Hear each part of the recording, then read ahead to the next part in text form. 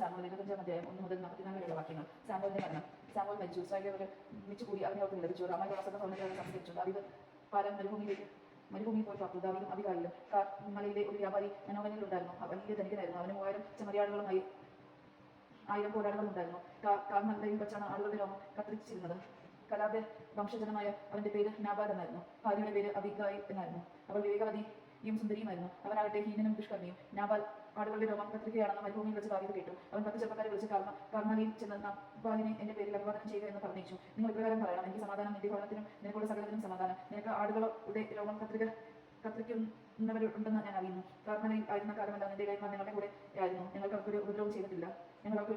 അവർക്ക് നഷ്ടമൊന്നും വരുത്തിയിരുന്നില്ല. നിന്റെ കൃത്യന്മാരോട് ചോദിച്ചാൽ അവർ ഇത് പറയും. അതിനാൽ നിന്റെ ദാസന്മാരോട് പ്രീതി കാണിക്കണം. അവൻ ഒരു വിശേഷ ദിവസമാണ് ഞങ്ങൾ വരുന്നത്. നിന്റെ പുത്രനായ ദാവീദ് നിന്റെ ദാസന്മാർക്കും നിന്റെ കൈവശമുള്ളത് തരണമെന്ന് അപേക്ഷിക്കുന്നു. ദാവീദിന്റെ ദാസന്മാർ ചെന്ന് ഇതവന്റെ നാമത്തിൽ നാബാലിനോട് പറഞ്ഞിട്ട് കാത്തു നിന്നു. നാബാൽ അവരോട് ചോദിച്ചു: ആരാണ് ഈ ദാവീദ്?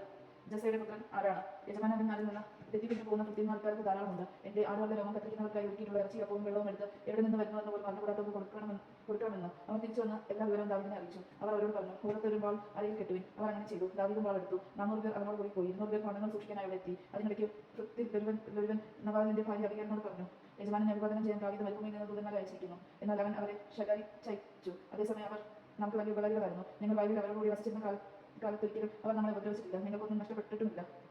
ആളുകളെ വെച്ചുകൊണ്ട് അവരോട് കൂടെ അയക്കുമ്പോഴൊക്കെ രാവും പകരം അവർ ഞങ്ങൾക്ക് ഒരു കോട്ടയായിരുന്നു. എന്ത് ചെയ്യണമെന്ന് ആലോചിച്ച് തീരുമാനിക്കുക. യജമാനും കുടുംബത്തിനും ദ്രോഹം ചെയ്യാൻ അവർ തീരുമാനിച്ചിരിക്കുന്നു. യജമാനൻ ദുസ്വഭാവനെ കൊണ്ട് അവനോട് ആർക്കും പറയാനാവില്ല. അബിഗായിൽ തിടുക്കത്തിൽ 200 അപ്പവും 2 കോൽക്കുടം വീതം പാകം ചെയ്ത 5 ആട്, 5 കുട്ട മലരും 100 ഉണക്കമുന്തിരിയും അതിപ്പഴം കൊണ്ടുള്ള 200 അടയും എടുത്ത് കഴുതപ്പുറത്ത് കയറി. അവൾ കൃത്യരോട് പറഞ്ഞു: നിങ്ങൾ മുൻപേ പോകുക, ഞാൻ ഇതാ വരുന്നു. അവൾ ഭർത്താവായ നബോത്തിനെ അറിയിച്ചില്ല. അവൾ കഴുതപ്പുറത്ത് കയറി മലയടി വനത്തിലേക്ക് ഇറങ്ങി ചെല്ലുമ്പോൾ ദാവീദും അനുയായികളും എതിരെ വരുന്നത് കണ്ടു. ദാവീദ് പറയുകയായിരുന്നു: മരുഭൂമിയിൽ അവൻ ഉണ്ടായിരുന്നതൊക്കെ ഞാൻ കാത്തു സൂക്ഷിച്ചത് വെറുതെയായി. അവരുടെ വക യാതൊന്നും നഷ്ടപ്പെട്ടിട്ടില്ല. അവനവരുടെ എന്നോട് നന്മയ്ക്ക് പോലെ തിന്മ ചെയ്തു. അവന്റെ ആടുകൾ വരുന്നെങ്കിലും പുലരും വരെ ജീവനോടെ ഇരിക്കാൻ ഞാൻ അനുവദിച്ച ദൈവം ദാവീദിന്റെ ജീവൻ എടുത്തു കൊള്ളട്ടെ. ദാവീദിനെ കണ്ടപ്പോൾ അബിഗായിൽ തിടുക്കത്തിൽ കഴുതപ്പുറത്ത് നിന്ന് ഇറങ്ങി അവന്റെ മുൻപിൽ സാഷ്ടാംഗം നമസ്കരിച്ചു. അവൾ അവന്റെ കാലിൽ വീണ് പറഞ്ഞു: പ്രഭു, ഈ തെറ്റിന്റെ കഴിഞ്ഞിട്ടെ. അങ്ങയുടെ ഈ ദാസിയെ സംസാരിക്കാൻ അനുവദിച്ചാലും ഈ ദാസിയുടെ വാക്കുകൾ കേൾക്കണമേ.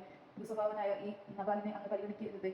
പേര് പോലെ തന്നെ സ്വഭാവവും. നബാൽ എന്ന പേര് അർത്ഥമാക്കുന്നത് പോലെ ഭോഷത്തമേ അവൻ പ്രവർത്തിക്കുകയുള്ളൂ. നയിച്ച ആൾക്കാരെ ഈ ദാസ് കണ്ടില്ല. പ്രഭു, അങ്ങയുടെ കൈകൊണ്ടുള്ള ചൊരിച്ചിലും പ്രതികാരവും കർത്താവ് തടഞ്ഞുകൊണ്ട് കർത്താവ് അങ്ങുമാണ്. അങ്ങയുടെ ശത്രുക്കളുടെയും അങ്ങയുടെ നാശം അന്വേഷിക്കുന്നവരെയും നബാലിനെ പോലെ തീരട്ടെ. ഇപ്പോൾ അങ്ങയുടെ ദാസിയെ കൊണ്ട് വന്നിരിക്കുന്ന കാഴ്ച സ്വീകരിച്ച് അഞ്ചന്മാർക്ക് നൽകിയാലും ഈ ദാസിയുടെ അപരാധം ക്ഷമിക്കണമേ. കർത്താവ് അങ്ങയുടെ വിശ്വസമായ ഒരു ഭവനം പണിയും. എന്നാൽ കർത്താവിന് വേണ്ടിയാണ് അങ്ങ് യുദ്ധം ചെയ്യുന്നത്. ആയുഷ്കാലത്ത് ഒരിക്കലും അങ്ങനെ തിന്മ ഉണ്ടാകില്ല. അങ്ങേ പിന്തുടർന്നവർ ജീവഹാനി വരുത്താൻ ശ്രമിച്ചാലും അങ്ങയുടെ പ്രാണദൈവന്മാരായ കർത്താവ് നിധിയെ പോലെ സൂക്ഷിച്ചുകൊള്ളും. അങ്ങയുടെ ശത്രുക്കളുടെ ജീവനാകട്ടെ കരുണയിൽ നിന്ന് എന്ന പോലെ അവിടെ നിന്ന് തറപ്പിച്ച് കളയും. കർത്താവ് വാഗ്ദാനം ചെയ്തിരിക്കുന്ന എല്ലാ നന്മയും പൂർത്തിയാക്കി അങ്ങനെ ഇസ്രായേലിൽ രാജാവാകും. അപ്പോൾ കാരണമില്ലാതെ രക്തം ചിന്തിയെന്ന് എന്ന് സ്വന്തം കൈകൊണ്ട് പ്രതികാരം ചെയ്തെന്നുള്ള വൃത്തിയും മനസാക്ഷി കുത്തും അങ്ങേക്ക് ഉണ്ടാവുകയില്ല. കർത്താവ് നന്മ വരുത്തുമ്പോൾ അങ്ങയുടെ ഈ ദാസിയെ ഓർക്കണമേ. ദാവീദ് അബിഗായിലിനോട് പറഞ്ഞു: ഞാൻ നിന്നെ എൻ്റെ അടുത്തേക്ക് അയച്ച ഇസ്രായേലിന്റെ ദൈവമായ കർത്താവ് വാഴ്ത്തപ്പെടട്ടെ. രക്തത്തിൽ ചൊല്ലി നിന്ന് സ്വന്തം ഇയാളുള്ള പ്രതികാരത്തിൽ നിന്ന് എന്നെ ഇന്ന് തടഞ്ഞ നീയും നിന്റെ വിവേകവും അനുഗ്രഹീതമാണെങ്കിൽ നീ ബന്ധപ്പെട്ട് എന്നെ എതിരേൽക്കാൻ വന്നില്ലായിരുന്നെങ്കിൽ നിന്നെ ഉപദ്രവിക്കുന്നതിൽ നിന്ന് എന്നെ തടഞ്ഞ ഇസ്രായേലിന്റെ ദൈവമായ കർത്താവാണ്. നേരം പുലരുമ്പോഴേക്കും ഒരൊറ്റ പുരുഷൻ പോലും നബാലിന് അവശേഷിക്കുകയില്ലായിരുന്നു. അവൾ കൊണ്ടുവന്നത് ദാവീദ് സ്വീകരിച്ചു. അവൻ പറഞ്ഞു: സമാധാനത്തോടെ വീട്ടിലേക്ക് പൊയ്ക്കോളൂ. നിന്റെ വാക്ക് ഞാൻ ശ്രമിച്ചിരിക്കുന്നു. നിന്റെ അപേക്ഷ ഞാൻ സ്വീകരിച്ചിരിക്കുന്നു. അബിഗായിൽ നബാലിന്റെ അടുത്തെത്തി. അവൻ തന്റെ വീട്ടിൽ രാജകീയമായ ഒരു വിധി നടത്തുകയായിരുന്നു. വളരെയധികം മദ്യപിച്ചിരുന്നതിനാൽ അവൻ ഉന്മാദിതനായിരുന്നു. പ്രഭാതം വരെ അവൾ യാതൊന്നും അവനോട് പറഞ്ഞില്ല. നബാലിനോട് രാവിലെ ലഹരി ഇറങ്ങിയപ്പോൾ ഇക്കാര്യം അവനോട് പറഞ്ഞു. അത് കേട്ട് ഹൃദയം അറിയിച്ചവൾ അവൻ തുല്യനായി തീർന്നു. ഏകദേശം 10 ദിവസം കഴിഞ്ഞപ്പോൾ കർത്താവ് നബാലിനെ ശിക്ഷിച്ചു. അവൻ മരിച്ചു. നബാലിന്റെ മരണവാർത്ത കേട്ടപ്പോൾ ദാവീദ് പറഞ്ഞു: അവൻ എന്നോട് കാണിച്ച നിന്ദയ്ക്ക് പകരം ചോദിക്കുകയും അവിടുത്തെ ദാസനെ തിന്മയിൽ നിന്ന് രക്ഷിക്കുകയും ചെയ്ത കർത്താവ് വാഴ്ത്തപ്പെടട്ടെ. നബാലിന്റെ ദുഷ്ടത കർത്താവ് അവന്റെ തലയിലേക്ക് തന്നെ അയച്ചിരുന്നു. അനന്തരം അബിഗായിലിനെ ഭാര്യയാക്കാനുള്ള ഉദ്ദേശത്തോടെ അവളോട് സംസാരിക്കാൻ ദാവീദ് ദൂതനെ അയച്ചു. അവൻ കാർമലത്തിൽ അബിഗായിലിന്റെ അടുത്ത് ചെന്ന് ദാവീദിന്റെ ഭാര്യയാകുന്നതിന് നിന്നെ കൂട്ടിക്കൊണ്ടു ചെല്ലാൻ ഞങ്ങൾ അയച്ചിരിക്കുകയാണെന്ന് പറഞ്ഞു. അവൾ എഴുന്നേറ്റ് നിലം പറ്റി താണപ്പെടുത്തു പറഞ്ഞു: ഈ ദാസിയെ യജമാനന്റെ ദാസന്മാരുടെയും പാദം കഴുകേണ്ടവളാണ്. അബിഗായിൽ എഴുന്നേറ്റ് കഴുതപ്പുറത്ത് കയറി 5 പരിചാരകന്മാരോടൊപ്പം ദാവീദിന്റെ കൃത്യന്മാരോടും പിന്നാലെ എത്തി. അവൾ ദാവീദിന്റെ ഭാര്യയായി തീർന്നു. ജസ്രയിൽ നിന്ന് അഹിനോവാമിനെയും ദാവീദ് ഭാര്യയായി സ്വീകരിച്ചു. ഇരുവരും അവന്റെ ഭാര്യമാരായി തീർന്നു. ദാവീദിന് ഭാര്യയായി നൽകിയിരിക്കുന്ന തന്റെ മക്കൾ മിഖായിലിനെ സാവൂൾ ഗലിംകാരനായ ദായിഷിന്റെ മകൻ ഫാൽത്തിയിലേക്ക് ഭാര്യയായി നൽകി. യജമാനൻ കേട്ടത് നമുക്ക് ദൈവത്തെ സ്തുതിക്കാൻ. ക്രിസ്ത്യാനിയുടെ സ്തുതി.